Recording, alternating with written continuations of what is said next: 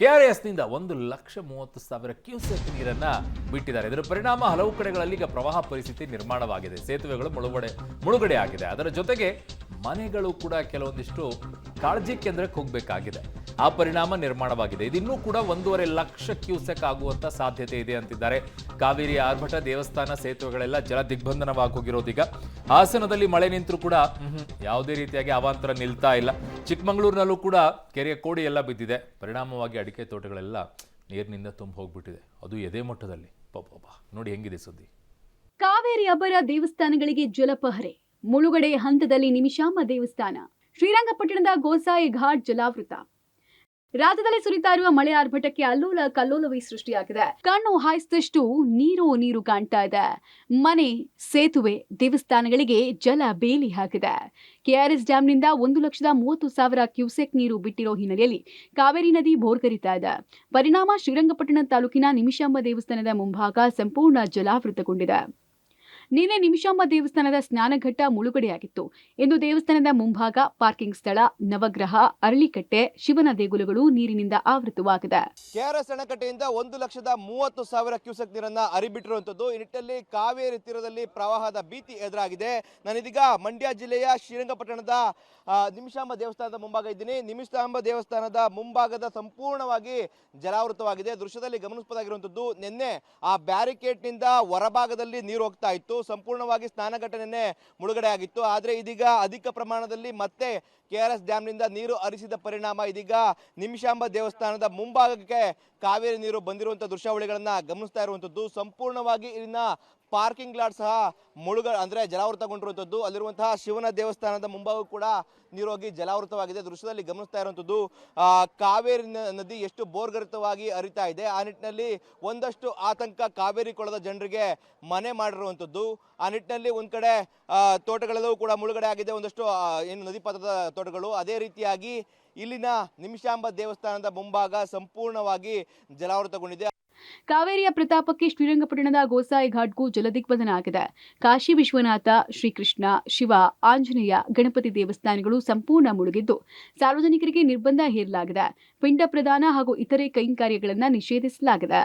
ಕಾವೇರಿ ನದಿ ಇದೀಗ ಅಪಾಯ ಮಟ್ಟದಲ್ಲಿ ಹರಿತಾ ಇದೆ. ಈ ನಿಟ್ಟಿನಲ್ಲಿ ಮಂಡ್ಯ ಜಿಲ್ಲೆಯ ಶ್ರೀರಂಗಪಟ್ಟಣದ ಗೋಸಾಯಿ ಘಾಟ್ ಸಂಪೂರ್ಣವಾಗಿ ಮುಳುಗಡೆ ಆಗಿದೆ. ನಾನಿದೀಗ ಗೋಸಾಯಿ ಘಾಟ್ ಸ್ಥಳದಲ್ಲಿದ್ದೀನಿ. ದೃಶ್ಯದಲ್ಲಿ ಗಮನಿಸಬಹುದಾಗಿರುವಂತದ್ದು ಗೋಸಾಯಿ ಘಾಟ್ ಅಂದ್ರೆ ಶ್ರೀರಂಗಪಟ್ಟಣದಲ್ಲಿರುವಂತಹ ಗೋಸಾಯಿ ಘಾಟ್. ಇಲ್ಲಿ ಪಿಂಡ ಪ್ರದಾನ ಸೇರಿದಂತೆ ಇತರ ಪೂಜಾ ಕೈಂಕರ್ಯಗಳಿಗೆ ತುಂಬಾ ಹೆಸರುವಾಸಿಯಾದಂತಹ ಸ್ಥಳ. ಅದಲ್ಲದೆ ಇಲ್ಲಿ ಸಿನಿಮಾ ಚಿತ್ರೀಕರಣಕ್ಕೂ ಕೂಡ ಹೇಳಿ ಮಾಡಿಸಿದಂತಹ ಜಾಗ ಆಗಿತ್ತು. ಸಾಕಷ್ಟು ಚಿತ್ರಗಳು ಕೂಡ ಇಲ್ಲಿ ಚಿತ್ರೀಕರಣ ಆಗಿರುವಂತದ್ದು. ದೃಶ್ಯದಲ್ಲಿ ಗಮನಿಸ್ತಾ ಇದ್ದೀವಿ, ಸಂಪೂರ್ಣವಾಗಿ ಗೋಸಾಯಿ ಘಾಟ್ ಮುಳುಗಡೆ ಆಗಿದೆ.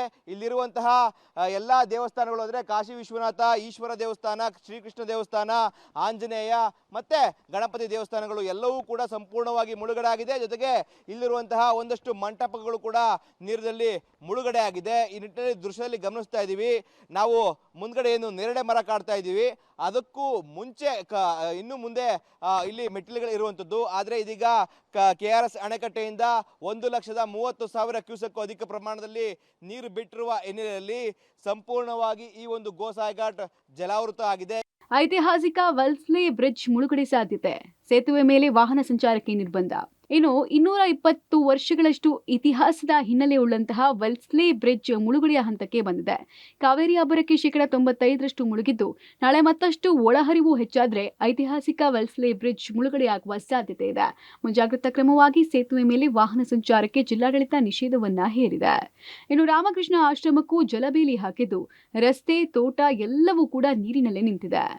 5 ವರ್ಷಗಳ ಬಳಿಕ ಅತಿ ಹೆಚ್ಚು ಹೊರಹರಿವು. ಕೆಆರ್ಎಸ್ ಶ್ರೀರಂಗಪಟ್ಟಣ ಸಂಚಾರ ಬಂದ್. ಕೆಆರ್ಎಸ್ನಿಂದ ಹೊರಹರಿವು ದಿನೇ ಹೆಚ್ಚಾಗ್ತಾ ಇರೋದ್ರಿಂದ ಶ್ರೀರಂಗಪಟ್ಟಣ ಹಾಗೂ ಕೆಆರ್ಎಸ್ ಸಂಚಾರ ಬಂದ್ ಮಾಡಲಾಗಿದೆ. ಕೆಆರ್ಎಸ್ಗೆ ಹೋಗೋದಕ್ಕೆ ಪರ್ಯಾಯ ಮಾರ್ಗ ಬಳಸೋಕೆ ಜಿಲ್ಲಾಡಳಿತ ಕೋರಿದೆ. ಇನ್ನೊಂದು ಕಡೆ 2019 ಬಳಿಕ ಹೊರಹರಿವು ಹೆಚ್ಚಳಾಗಿದೆ. 92ರಲ್ಲಿ 2.19 ಲಕ್ಷ ಹೊರಹರಿವು ಇತ್ತು. 2019ರಲ್ಲಿ 1.80 ಲಕ್ಷ ಕ್ಯೂಸೆಕ್ ಅನ್ನ ಬಿಡಲಾಗಿತ್ತು. ಈಗ 1.30 ಲಕ್ಷದಷ್ಟು ಕ್ಯೂಸೆಕ್ ನೀರಿನ ಹೊರಹರಿವು ಇರುವುದು ಪತ್ತೆಯಾಗಿದೆ. ಮಳೆ ನಿಂತರೂ ತಕ್ಕದ ಅವಾಂತರ. ಹೇಮಾವತಿ ಅವಾಂತರ, ಮುಳುಗಿದ ಹೆದ್ದಾರಿ. ಹಾಸನ ಜಿಲ್ಲೆಯಲ್ಲಿ ಮಳೆಯ ಪ್ರಮಾಣ ತಗ್ಗಿದ್ರೂ ಅವಾಂತರ ಮಾತ್ರ ಕಡಿಮೆ ಆಗ್ತಾ ಇಲ್ಲ. ಹೇಮಾವತಿ ನದಿ ಪ್ರವಾಹದ ನೀರಿನಲ್ಲಿ ಹೊಳೆನರಸೀಪುರ ಚನ್ನರಾಯಪಟ್ಟಣ ರಾಜ್ಯ ಹೆದ್ದಾರಿ ಮುಳುಗಿ ವಾಹನ ಸವಾರರು ಪರದಾಡಿದ್ರು. ರಸ್ತೆ ಮೇಲೆ ಆಟೋವೊಂದು ಸಿಕ್ಕಿ ಒದ್ದಾಡ್ತಾ ಇತ್ತು. ಅತ್ತ ಸಕಲೇಶಪುರದ ಆಜಾದ್ ರಸ್ತೆಯಲ್ಲಿ ಮನೆಗಳಿಗೆ ನೀರು ನುಗ್ಗಿ ರಾತ್ರಿಯಿಡೀ ಜನ ಜಾಗರಣೆ ಮಾಡಿದ್ರು. ಮೋಟಾರ್ ಮೂಲಕ ನೀರನ್ನ ಹೊರಹಾಕಿದ್ರು. ಹಾಸನ ಜಿಲ್ಲೆಯಲ್ಲಿ ಕಳೆದ ಒಂದು ವಾರದಿಂದ ಸುರಿದಂತಹ ಧಾರಾಕಾರ ಮಳೆ ಕೊಂಚ ಬಿಡುವನ್ನು ನೀಡಿದೆ. ಆದರೆ ಮಳೆಯ ಅನಾಹುತಗಳು ಸಹ ಇನ್ನೂ ಸಹ ಕಡಿಮೆ ಆಗಿಲ್ಲ. ನಾವೀಗ ದೃಶ್ಯದಲ್ಲಿ ಗಮನಿಸಬಹುದು, ಇದು ಹೊಳೆನರಸೀಪುರ ಪಟ್ಟಣದಿಂದ ಚನ್ನರಾಯಪಟ್ಟಣಕ್ಕೆ ಸಂಪರ್ಕ ಕಲ್ಪಿಸುವಂತಹ ಒಂದು ಪ್ರಮುಖವಾದಂತಹ ರಸ್ತೆ. ಏನು ಹೇಮಾವತಿ ಜಲಾಶಯದಲ್ಲಿ ಹೆಚ್ಚಿನ ಪ್ರಮಾಣದಲ್ಲಿ ನೀರನ್ನು ಬಿಟ್ಟಿದ್ದರಿಂದ ಈ ರಸ್ತೆ ಸಂಪೂರ್ಣವಾಗಿ ಜಲಾವೃತವಾಗಿ ನಿನ್ನೆ ಸಂಪೂರ್ಣವಾಗಿ ವಾಹನ ಸಂಚಾರವನ್ನು ಬಂದ್ ಮಾಡಲಾಗಿತ್ತು.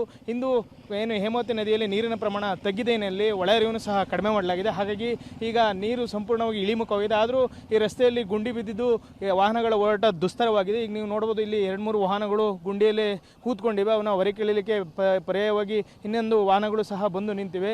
ಹಾಗಾಗಿ ರಸ್ತೆ ದುಸ್ತರವಾಗಿ ವಾಹನ ಸವಾರರು ಪ್ರತಿನಿತ್ಯಲ್ಲಿ ನರಕ ಯಾತನೆಯನ್ನು ಅನುಭವಿಸುವಂಥ ಒಂದು ಪರಿಸ್ಥಿತಿ ಆಗಿದೆ. ಈ ರಸ್ತೆಯಲ್ಲಿ ಬಂದಂಥ ಆಟೋ ಇರ್ಬೋದು, ಅದು ಗುಂಡಿಯಲ್ಲಿ ಸಿಲುಕಿಕೊಂಡಿತ್ತು. ಈಗ ಮತ್ತೊಂದು ವಾಹನವನ್ನು ತಂದು ಆ ಆಟೋವನ್ನು ಎಳೆಯಲಾಗ್ತಾ ಇದೆ. ಮದಗದ ಬಳಿಕ ಅಯ್ಯನಕೆರೆ ಕೋಡಿ, ಹೊಲ ಗದ್ದೆ ತೋಟ ಸೇತುವೆ ಜಲಾವೃತ. ಕಾಫಿನಾಡಿನ ಪಶ್ಚಿಮ ಘಟ್ಟಗಳ ತಪ್ಪಲಿನಲ್ಲಿ ಭಾರೀ ಮಳೆ ಆಗ್ತಿರೋದ್ರಿಂದ ಚಿಕ್ಕಮಗಳೂರಿನ ಮದಗದ ಕೆರೆ ಬಳಿಕ ಅಯ್ಯನಕೆರೆ ಕೋಡಿ ಬಿದ್ದಿದ್ದು ಜಲಪಾತದಂತೆ ಧುಮ್ಮಿಕ್ಕಿ ಹರಿತಾ ಇದೆ.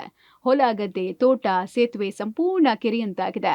ಹಲಸಿನ ಮರದಹಳ್ಳಿ ಎಮ್ಮೆದೊಡ್ಡಿ ಹೊಸಸಿದ್ದರಹಳ್ಳಿ ಸಂಪರ್ಕ ಕಟ್ಟಾಗಿದೆ. ಕಾಫಿನಾಡಿನ ಬಯಲುಸೀಮೆ ಹಾಗೂ ಪಶ್ಚಿಮ ಘಟ್ಟಗಳ ತಪ್ಪಲಿನಲ್ಲಿ ಸುರಿಯುತ್ತಿರುವಂತಹ ಧಾರಾಕಾರ ಮಳೆಯಿಂದಾಗಿ ಬಯಲುಸೀಮೆ ಭಾಗದ ಹೊಲಗದ್ದೆ ತೋಟಗಳು ಕೂಡ ಈಗಾಗಲೇ ಸಂಪೂರ್ಣವಾಗಿ ಜಲಾವೃತಗೊಂಡಿರುವಂಥದ್ದು.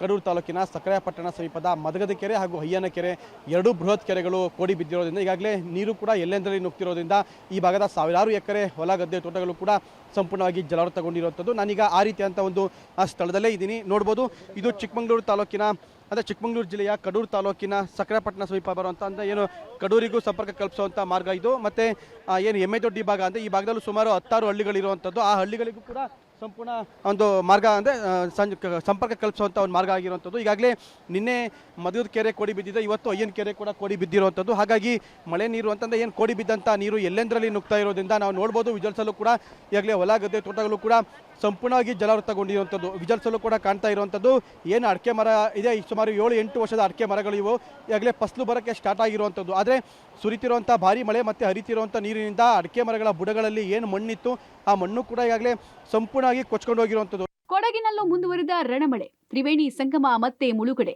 ಕೆರೆ ಏರಿ ಒಡೆದು ಜಮೀನು ಮತ್ತು ರಸ್ತೆಗೆ ನೀರು. ಕೊಡಗು ಜಿಲ್ಲೆಯಲ್ಲಿ ವರುಣಾರ್ಭಟ ಜೋರಾಗಿದೆ. ಭಾಗಮಂಡಲದ ತ್ರಿವೇಣಿ ಸಂಗಮ ಮತ್ತೆ ಮುಳುಗಡೆಯಾಗಿದ್ದು, ಕೊಟ್ಟಮೋಡಿ, ಮೂರ್ನಾಡು, ನಾಪೋಕ್ಲು, ಚರಿಯಪರಂಬು, ಕಲ್ಲುಮೊಟ್ಟೆ ರಸ್ತೆ ಸಂಪೂರ್ಣವಾಗಿ ಕಡಿತಗೊಂಡಿದೆ. ಕುಶಾಲನಗರ ಭಾಗದಲ್ಲೂ ಕಾವೇರಿ ಪ್ರವಾಹದ ಭೀತಿಯನ್ನ ಆವರಿಸ್ತಾ ಇದೆ. ಇನ್ನು ಸೋಮವಾರಪೇಟೆ ತಾಲೂಕಿನ ಕಲ್ಕಂದೂರ್ನಲ್ಲೂ ಕೂಡ ಕೆರೆಯ ಏರಿ ಒಡೆದು ಜಮೀನು ಮತ್ತು ರಸ್ತೆಗೆ ನೀರು ನುಗ್ಗಿದೆ. ಒಟ್ನಲ್ಲಿ ವರುಣ ರುದ್ರ ತಾಂಡವಕ್ಕೆ ಜನ ಬೆಚ್ಚಿ ಬಿದ್ದಿದ್ದು ಅಲ್ಲಲ್ಲಿ ಪ್ರವಾಹದ ಭೀತಿ ಆವರಿಸಿದೆ. ಯಾವಾಗ ಏನಾಗುತ್ತೋ ಅನ್ನೋ ಆತಂಕದಲ್ಲಿ ಜನ ದಿನವನ್ನ ದೂಡ್ತಾ ಇದ್ದಾರೆ. News desk, public TV.